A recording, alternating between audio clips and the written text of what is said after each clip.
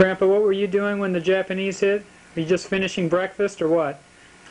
Running flight line. He was officer of the day. He had to go down early. Well, B-17 coming in from mainland.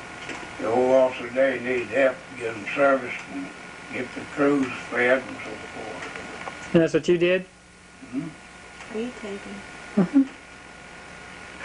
don't think I can believe you. The light's not on. They all came in during the attack. First, you paid no attention to the planes. They were flying overhead all the time. Then I kept hearing a boom every time, you know, plane went low and looked out, and there was the rising sun emblem on the planes, that big red ball.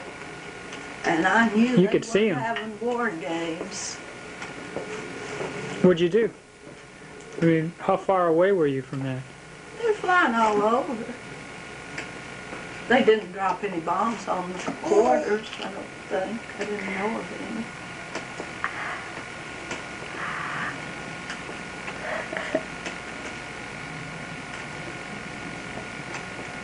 See, I'm just entranced.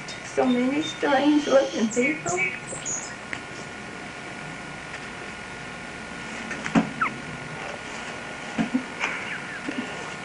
I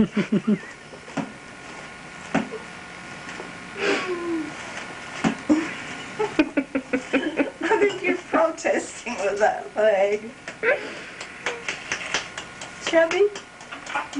You're chubby. The operations officer, the major, you know, in the Air Force, came down out of the tower and said, well, they must have been teaching their pilots going to the Philippines to fix Japanese. So we picked them up and they're all speaking Japanese. Hell, how you didn't know he picked up the Japs? Oh, he said, don't be a damn fool, Linda.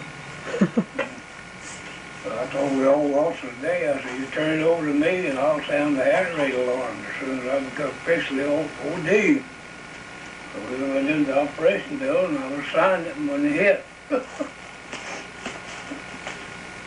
I just got my last name, ING, when it erupted. That's as far in your name as you got? Yeah. ING, so that's what it went down in the record books as?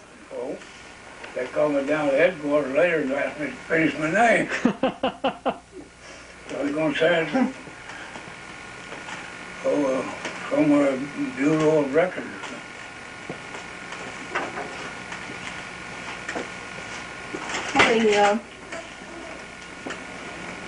Our quarters was right on the channel that went into Pearl Harbor. We had a ringside view of all that bombing of those ships.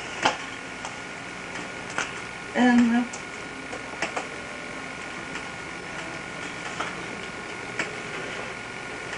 Bob was out on his bicycle. I didn't know who he was.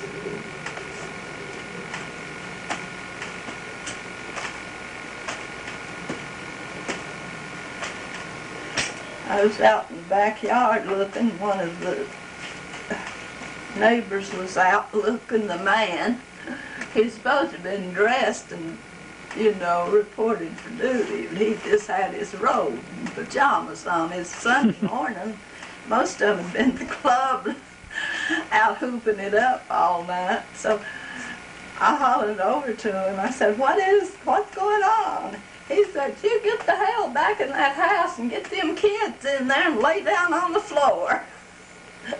Said, that's war.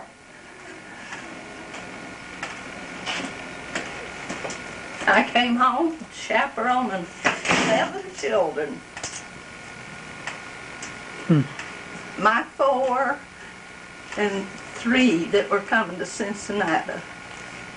Their father stayed over there and their mother was in a sanatorium in Cincinnati. They were coming back to their relatives. And we had blacked out portholes and had to keep life jackets on the kids all day long. Surrounded by fighting ships of the Navy.